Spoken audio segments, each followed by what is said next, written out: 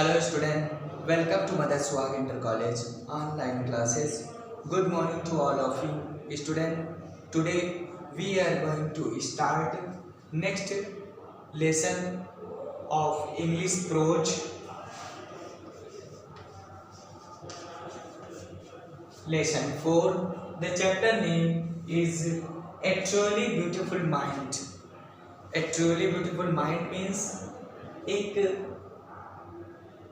Truly means सत्य, beautiful means सुंदर, एक सत्य सही सुंदर मस्तिष्क। Written by Albert Einstein. इसको अल्बर्ट आइंस्टीन ने लिखा था। You know Albert Einstein is a great scientist who invented E बराबर mc square. Now we shall now read about a young German scientist Albert Einstein, who took the world by storm about 100 years ago. In the summer of 1905, the 26-year-old published in a quick succession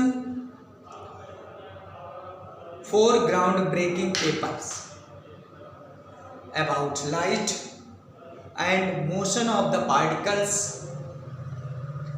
and the electrodynamic of the moving bodies and energy. His work took up only a few pages in the scientific journals, but changed forever our understanding of the space, time, and entire cosmos, and transformed the name Einstein into a synonym for genius. So students, this is the qualification of Albert Einstein. Now I will recite the paragraph of the lesson, A Truly Beautiful Mind. You have already read about the subject physics, about this writer Albert Einstein, but a few things described about in this lesson 4. Now I will recite the paragraph of the poem. Albert Einstein was born on 14th March 1879 in German city of Ulm, without any indication that he was destined for greatness. On the contrary, his mother thought Albert was afraid. To her, his head seemed much too large. तो बच्चों, लेखक यहाँ पे कह रहा है कि Albert Einstein was born on 14 March 1879 in the German city of Ulm. Albert Einstein का जन्म 14 मार्च 1879 को जर्मन के उल्म शहर में हुआ था।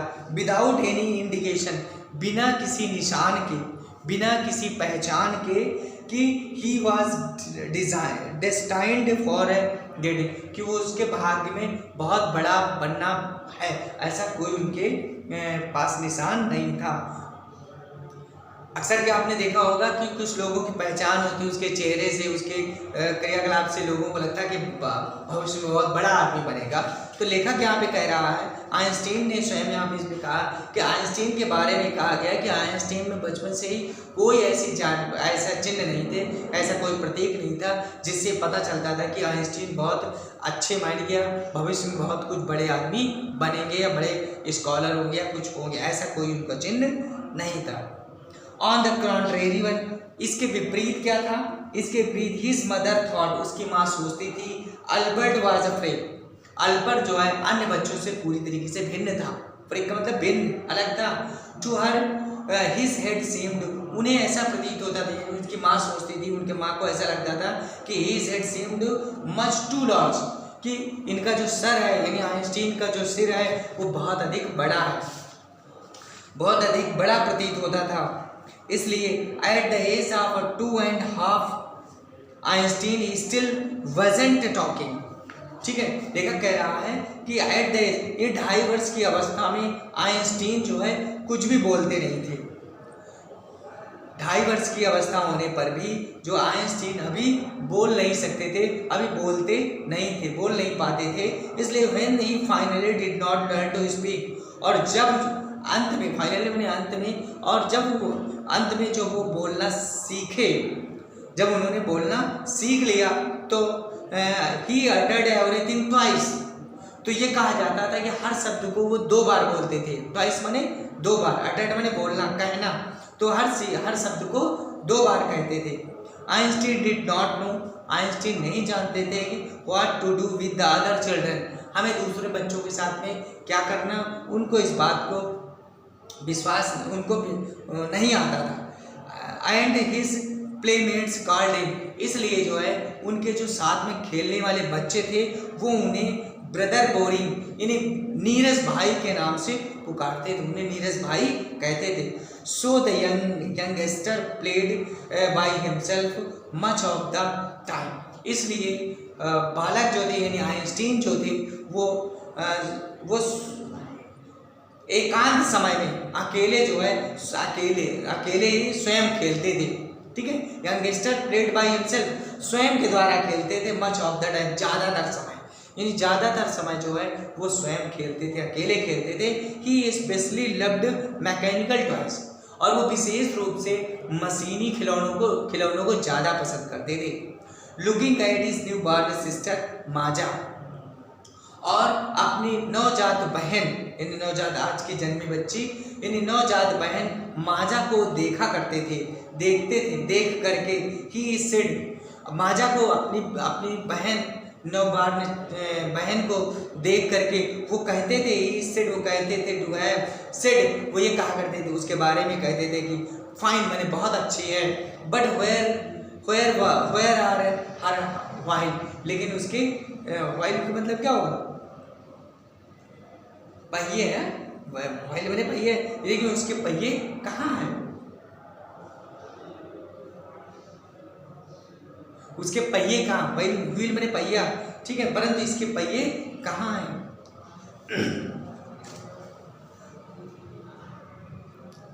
ए head master once told his father, एक बार उनके पिता जो है हेड मास्टर से कहा कि what Einstein choose as profession wouldn't matter because he will never make a success at any things.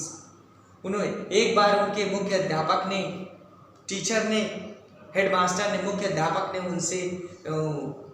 उनसे कहा कि आइंस्टीन के पिताजी को बुलाकर आइंस्टीन के पिताजी से कहा कि आइंस्टीन चाहे कोई भी व्यवसाय करे, ठीक है, आइंस्टीन चूज ए प्रोफेशन, चाहे जो भी व्यवसाय चुने, वुड नॉट मैटर, ठीक है, उसमें वो इससे कोई अंतर नहीं पड़ने वाला, इससे कोई फर्क पड़ने वाला नहीं है, क्योंकि because he will never make success anything, क्योंकि वो किसी भी व्यवसाय में सफल नहीं होगा।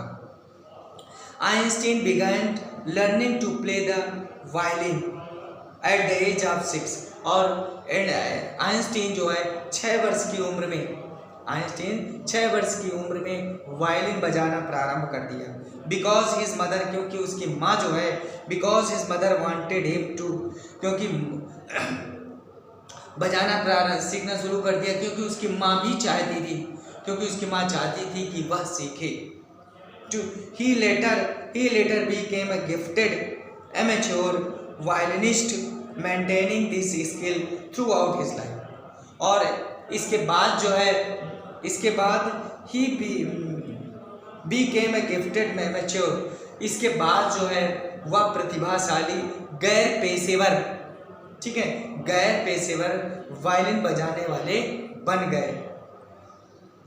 गए and maintaining this skill through out his life, और इस प्रकार से इस कौशल को उन्होंने जीवन भर कायम रखा, जिंदगी भर बना के रखे, और वो हमेशा इस चीज़ को याद रखे या इसको बजाना शुरू कर दिए। तो बच्चों आज हम इस पार्ट को यानी द ट्रूली ब्यूटीफुल माइंड को आज हम यहीं समाप्त करते हैं। इसके बाद हम नेक्स्ट पैराग्राफ यानी 3 पैराग्राफ हमारे हो चुके हैं और हम चौथे पैराग्राफ को आगे हम लिखेंगे। इसके बाद सभी बच्चे इसको देखेंगे और मीनिंग को भी लिख लेंगे और तैयार करेंगे, लर्न करेंगे। Thank you.